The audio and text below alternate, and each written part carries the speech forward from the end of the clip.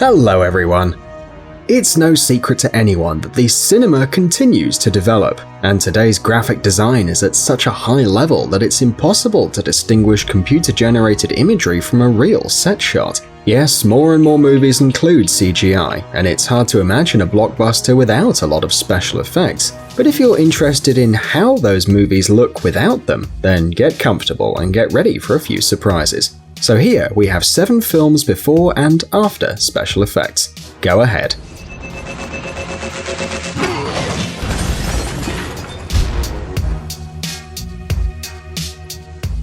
Game of Thrones. Attention, spoilers. If you haven't seen the 7th season of Game of Thrones, it's best to fast forward the video to the next movie or close your eyes and cover your ears for a couple of minutes. You ready? It's time to remember the incredible scene of the attack on the Lannister troops in the 4th episode of the season.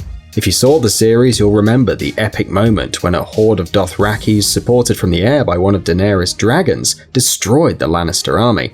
It is said that these scenes were the most difficult to produce because, with the exception of the flying dragon, most images were recorded in real life. Yes, you heard me right. The creators of the series took the time to burn several doubles and explode the wagons with carefully placed explosives. The extras also worked the best they could, and look at the amount of fake ash that the specialists threw into the field to recreate the burnt earth. But we've moved away from the most important thing, since the cherry on top of this dessert is, of course, the dragon. In this case, the developers used several technical tricks to recreate the presence of a huge mythological dragon in the recording set. All the shots from behind the dragon were made with the help of special cameras mounted on cables and drones. Once obtained, a drawn dragon and a very real Emilia Clarke were added to the scene.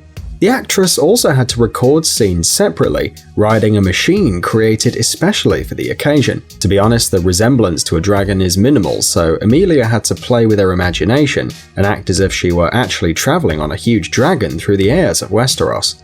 Around the actress, there were not even fake clouds. The whole scene was filmed on a green background. A similar situation was experienced in the 6th episode of the season, where Daenerys and her dragon managed to save Jon Snow and his team. After the traditional indoor recordings, Emilia was able to participate in the open field scenes with the other actors, on an island in the middle of a frozen lake. But, as it were, you can see the dragon's huge green back. Exactly that was the point at which the protagonists were running, trying to save themselves from the army of the dead.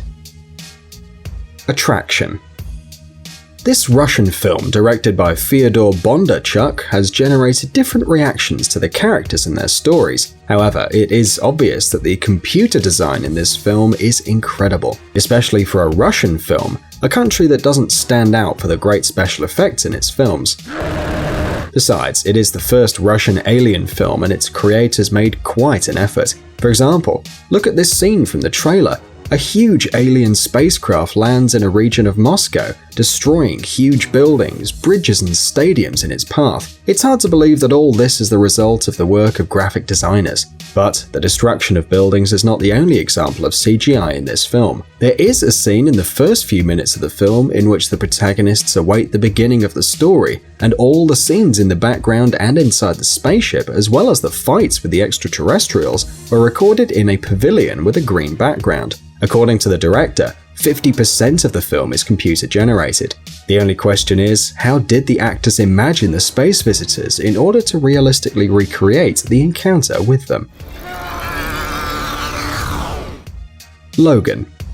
Unlike the previous 2 films, Logan is not famous for the epic battle scenes between the good guys and the bad guys. Doesn't even have any great special effects, unlike the X-Men movies. Of course, digitized backgrounds were added in some places, but most of the special effects were dedicated to the film's protagonist. It's no secret that Hugh Jackman is the perfect actor for the role of Wolverine. But even the physical resemblance doesn't allow the actor to regenerate himself as the superhero, let alone use his adamantium claws. All this is possible thanks to the use of the CGI. In addition, the 18 classification of the film allowed us to enjoy decapitations and extractions of realistic and quite bloody bullets. By the way, some special effects were also used to give life to Laura, Wolverine's little clone, allowing her to have the same claws as Logan and throw herself at enemies with the same ferocity. But despite it being less incredible visually than other superhero films, it has received very good reviews thanks to its history and its realism. San Andreas.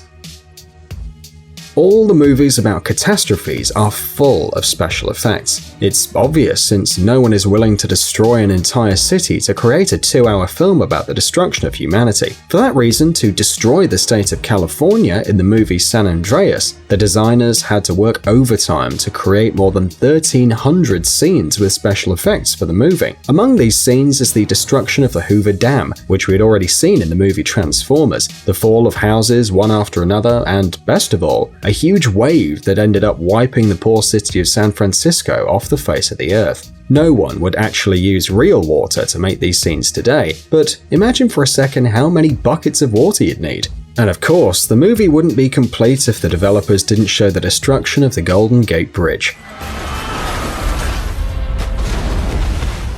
In our opinion, film directors have a special relationship with this bridge. Not in vain, we constantly see its destruction on the big screen.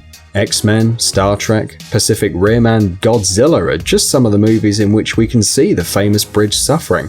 But the artists of the film in San Andreas made an effort to achieve very realistic scenes of destruction, combining between 4 and 15 images from the same place, mixing computer-generated images with real photographs, and performing all kinds of cinematic tricks. But the most amazing special effect of the film is Dwayne Johnson, who played his first dramatic role in this film, and his acting skills are pretty impressive, don't you think? Spider-Man: Homecoming. Superhero movies don't surprise anyone anymore, and special effects have been a commonplace for a long time. But what would you think of a movie about a comic book character without CGI, and moreover without a stuntman for the main character? Yes, it's true. Tom Holland in the latest Arachnid Hero movie did all the tricks you see on screen on his own. Of course, they protected him with cables and green carpets on the floor, but all the turns and jumps were made by the actor himself. But this is not the most interesting thing. Many scenes of the film were made in the filming set without special effects. Yes, even the mandatory scene in any superhero movie where the protagonist saves everyone. For the mid-cut ferry scene, the developers built a full-size copy, which they then filled with water and balanced with the help of special mechanisms, scaring off extras, stuntmen, and the actor himself. However, the film was not fully CGI-free, but we're not talking about obvious moments such as the interface of Spidey's suit or the flight in the air, but the ascent of the Washington Monument. Despite the actor's prowess, he was not allowed to climb the building on his own, and they built a couple of safe levels of the monument in a pavilion. Surely we can forgive the director of this little deception. After all, nobody would have liked the new Peter Parker to have suffered in the recordings, right? Transformers: The Last Knight. You probably know that each and every film of the Transformers saga has a bunch of explosions, gigantic robots, and incredible action scenes. Maybe these films are not a great example of movie drama or acting quality, but we still love them. And one of the main features of these films is the special effects. This is no surprise, given that Michael Bay is a true master in the science of CGI. Several scenes with no actors involved were created from scratch using computers. But there were scenes filmed with our beloved green background too. For example, in the scene where the heroes are running towards a big scary wave, the actors really got wet using a special inclined platform, and the epic landscape was added later. The same can be said about the falling scene, where the lives of the characters played by Mark Wahlberg and Laura Haddock were literally hanging by a thread. The characters were hanging over an abyss, grabbing only a small metal thingy. To create a real sensation of fear, the filming crew created a special device, a whole room that rotated the actors, forcing them to fall. Truth be told, the actors did have safety devices on them, unlike their characters, and nothing was exploding around them, but they still did a great job. 2012. And finally, another disaster movie. Okay, we admit we really do like this genre. In addition, there's nothing better to create special effects than situations of general, real chaos. In the film 2012, there are plenty of them. More than 500 scenes filled with various destructions and natural disasters can impress even skeptics. According to Stefan Toriansky, an artist on visual effects, many moments in the film demanded simply colossal computing power, so much was the work done. They even used 250, can you picture it, 250 of the most powerful computers to process all the graphical information. And this is without counting the numerous takes involving actors. By the way, most of the scenes in the 2012 movie, like in the movie San Andreas, are multi-layered. That is, they consist of several images. The pictures were superimposed on each other in such a way that you could accurately believe, for example, that the aircraft carrier was actually sweeping away the White House from the face of the Earth, and that the plane was moving between the falling skyscrapers. Scenes with people were shot against a blue background, and its dimensions, like the scale of everything else in the film, are really impressive. The creators needed a huge canvas 42 feet high and 2,000 feet long, and in addition to that, some platforms to simulate an earthquake, and a whole bunch of pyrotechnics. So if you want to spend an evening looking at the massive destruction of mankind, this is the film that you need. Well friends, we look forward to reading your comments on the video, and don't forget to give us a like.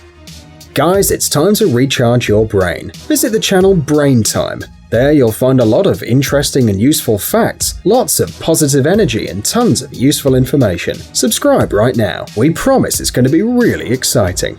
Thanks for watching. Please like and share the video in social networks, and we'll be right back to you as fast as we can.